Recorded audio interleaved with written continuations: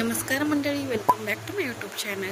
तर आज आहे भोगी। संक्रांतीचा आदला दिवस असतो हा, आणि या दिवशी 12 मिसळीची भाजी त्याबरोबर बाजरीची भाकरी देखील बनवतात। भाजीमध्ये गाजर, पेरू, हरभरा, वाटाणे, वालाच्या शेंगा, गाजर, ऊस, बोरं असे 12 प्रकारचे फळभाज्या असतात आणि भाज्या असतात। त्याचबरोबर त्याच्यात थोडे तीळ देखील टाकतात, आणि जी ज्वारीची भाकरी बनवतात त्याला पण तीळ लावलेले असतात। हिवाळ्यामध्ये हे सगळं खायची एक मजाच वेगळी आहे, आणि थंडीमध्ये बाजरीची भाकरी पण चांगली असते खाण्यासाठी। तर इकडे पातेल्यामध्ये तेल घातलं होतं, त्याच्यात मोहरी तडतडून फुटू दिली चांगली, आणि जो मसाला होता तो टाकला। त्यानंतर जे सगळी आपली भाजी चिरून घेतली होती ती ॲड केली, आणि छानपैकी तिला उकळी येऊ दिली। तिचा वास पूर्ण घरभर पसरत होता। मला ही भाजी प्रचंड आवडते, आणि भोगीची भाजी मी कधी पण खाऊ शकते अशी बनवल्यावर। त्यात आंबट गोड असे सगळं मिक्स फ्लेवर असतात, तर खूप छान लागते ही भाजी।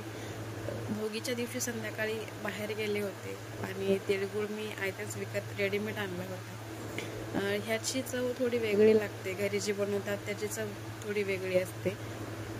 टाईम भेटला नव्हता म्हणून आम्ही रेडीमेडच आणला होता।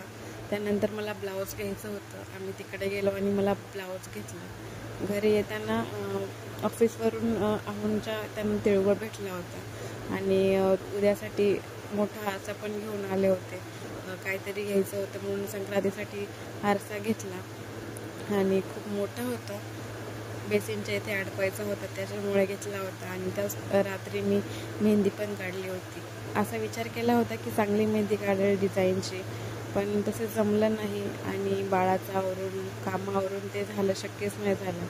मग असा विचार येतो की माझी आई एवढा दिवस एवढी सिंपल मेहंदी का काढायच्या हातावर, त्याचा अर्थ मला आज समजला। कारण खूप घाई गडबड असते, बाळाचं पण करायचं असतं।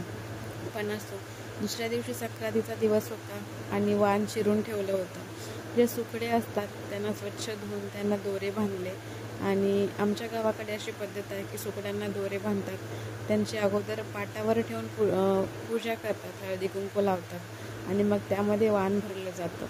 सुवासिनींना हळदी कुंकवासाठी पीस, मेहंदीचे कोन, क्लचर, बो, आणि हळदी कुंकवाच्या पुड्या आणि रुमाल घेतले होते। त्याचबरोबर जे छोटे छोटे टोकरे होते ते पण घेतले होते, त्यामध्ये झेंडूचे फुलं होते, आणि हळदी कुंकवाच्या पुड्या होत्या।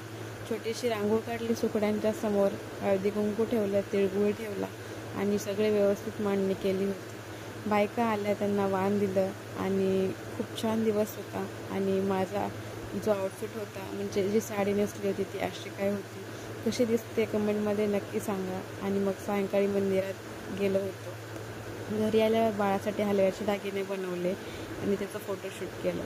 जर व्हिडिओ आवडला असेल तर प्लीज लाईक, शेअर, सबस्क्राईब करा। पुन्हा भेटू नेक्स्ट व्हिडिओमध्ये। तोपर्यंत बाय बाय, आणि हॅपी संक्रांत।